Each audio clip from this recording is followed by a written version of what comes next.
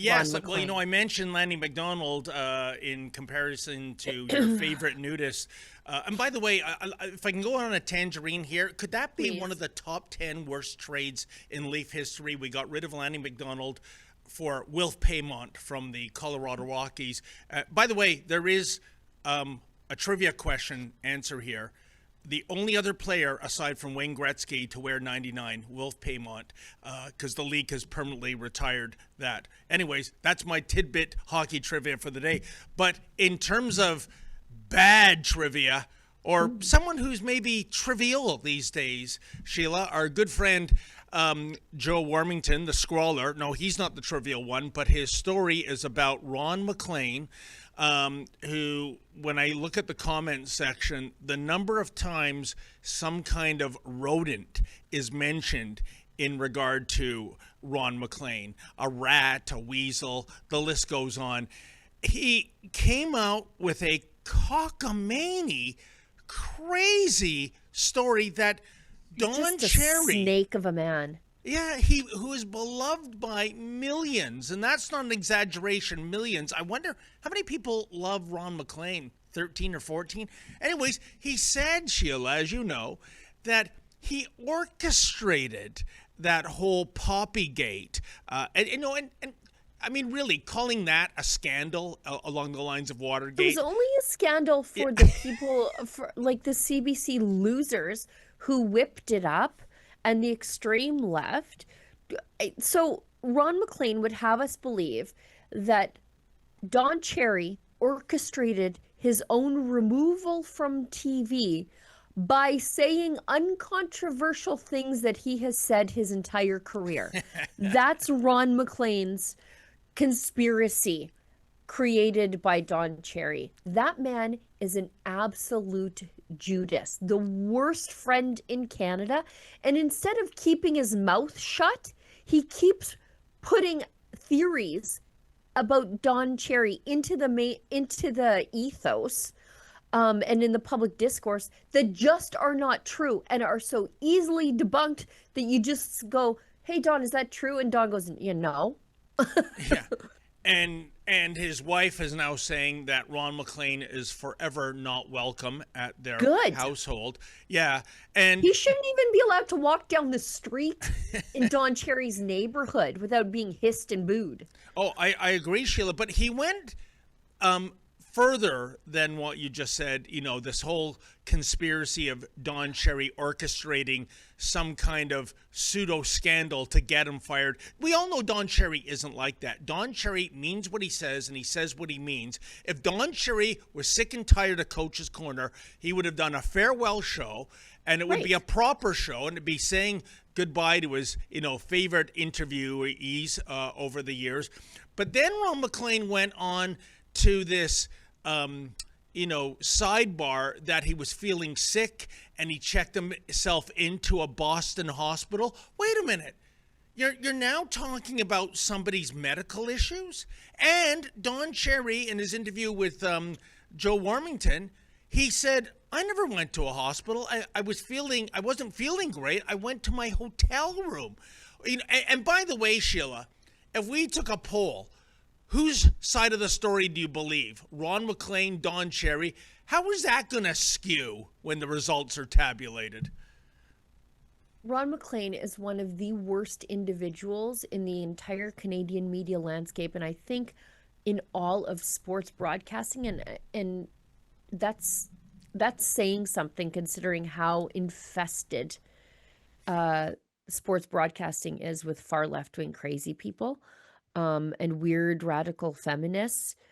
He is just a terrible individual, and at this point, I think a pathological liar. Yeah. Like, why would you lie about something so easily checked out, except you exist in a bubble where you think that people trust you, but they don't trust Don Cherry. And Sheila, super producer Olivia tells me that we have a clip of Don Cherry, in his own words, refuting the garbage that Ron MacLean good. is spewing. This was filmed by Mr. Warmington a few days ago. So For those who desperately miss Coach's Corner, I can't believe it's been off the air for 6 years now. Yeah. Well, Unbelievable. and you know what? Just moreover to your point before we roll this, Don did his like big farewell the other day, and so we know that he would have done a farewell on Coach's Corner if he wanted to retire because he was Yeah, doing his podcast and he correct. said, I'm not going to do that anymore. Here's my big farewell." So why wouldn't he have done that on Coach's Corner? And I think now Ron opened his big lying yap because he thought, oh, Don's retiring, he's not going to say anything.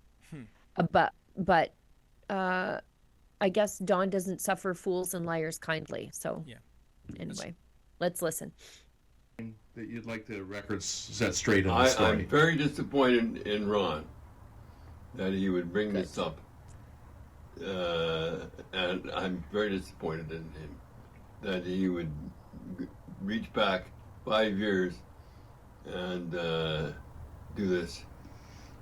Is he still welcome here and to call you and your friend, or is this No, friendship? no, with the wife he isn't. And how do you feel about it? I don't have any feelings. I don't have any feelings towards Ron. This is your wingman for almost, whatever it was, almost 40 years. 40 years. Almost 40 years. And there's a sense of kind of almost like a betrayal a bit. Yeah. Well, I don't know about that. But I know one thing, I'm disappointed in him. Have you talked to him? No. And do you want to talk to him about it, or? No, I don't want to talk to him about it. These stories that are being written about you now, did anybody contact you? No. What do you think of that? Yeah, you think the only guy to contact me is you. It's just basic. Nobody. I was really surprised when Luba give me that story. What a shame. And you know what? What a class act, too, Sheila. He could dump all kinds of expletives on Ron MacLean, but clearly he just wants to move on. Two things. Let us never forget that as much as Ron MacLean was supposedly offended, because the very next Saturday, in what was to be Coach's Corner, which was just Ron MacLean doing a groveling apology, talking about how inappropriate it is, you go back to that final Coach's Corner, Sheila, and you'll see Ron nodding all the time, completely. putting his thumbs up at the end. CBC at the time never thought anything of it because they rebroadcast it on their Western affiliates later on. So, it's like all the lefty kooks that came out with why this was offensive, they bought into that instead of making a stance. And secondly, here's my question for you, Sheila. What in blue hell is Ron MacLean's unspoken strategy to do this? Was he drunk when he gave that sports writer an interview? Is he desperate to get back into the limelight? I mean, I've got nothing here. This is a guy who's gunning for the Order of Canada, Ron MacLean, or a Senate selection. He's been a vocal supporter of Pride Tape. Remember that? The rainbow-colored hockey tape used to promote inclusion and LGBTQ rights within sports, whatever that means. He wrote a weird op-ed. I forget who he did it for, on the diversity of the hockey community. So, I mean, he knows, right? This is... When they banned the tape saying we don't want any politics on the ice, he wrote an op-ed complaining about it. Yeah. Because they told us initially we're not supposed to care if players are gay or not or whatever. And we're all like, yeah, perfect. Sounds good. Great deal. And then now it's like, no. You need to care. And we need to visibly identify them and their allies, which seems the opposite of like playing on a team, right? Where everybody is just, you're wearing one uniform. But yeah, I think he would love to be in the Order of Canada before Don Cherry is. But Don Cherry said something there that I thought, good for you, Don, because the opposite of love is not hate. The opposite of love is indifference. It's actually nothing, right? And Don said, I don't feel anything for Ron MacLean. And I thought, you know what? Good for you. Because if you hated him, he would know that he was getting to you, that you actually gave a rip about what he thought about you or his stupid comments about you. But to say that you feel nothing, oh, that's a knife at Ron. Good for him. You know, Sheila, you're so right. And I'll expand your analysis to what poses for, you know, between period intermission broadcasting these days in hockey. And I hardly watch any of it. It's really, you know, what they did to Don Cherry made me move away from hockey and more into NFL football, to be quite frank. I never thought I would say that. But when I do tune in these between period interviews, you know, in this business, they say, be bad, be good, be so bad you're good. But the cardinal sin is boring. Do not be boring. And I see these talking heads. They're not emotional. They don't want to take any risks. They can't say what they really want to say. And you've got boring pablum between periods. Contrast that with Coach's Corner, which was the highest rated 8 minutes of Canadian television every single week. I thought the business, Sheila, was all about getting eyeballs, but I guess if you're not woke in the Looney Tune left ballpark, you are canceled, and to hell with the bottom line. What a disgrace. You know, we've got some comments from Bobby Orr. I don't know if you saw these. He wrote a letter to the editor in the Toronto Sun today. Let's go through those. I see it's in hockeyfeed.com. It says Bobby Orr buries Ron MacLean over recent Don Cherry comments. So do we have the... Oh, wrote letters to the editor. Okay, so I just pulled up letters to the editor from Bobby Orr. He says, suggesting Don Cherry used encouraging people to wear poppies on Remembrance Day as an exit strategy from Coach's Corner, revealing he had pneumonia in 2019 and that he doesn't have many friends. I have only one thing to say to you, Ron MacLean. Shame on you. Signed Bobby Orr, one of Grape's millions of friends and fans. Oh, yeah. And that's no exaggeration. And you know what the perverse irony here is, Sheila?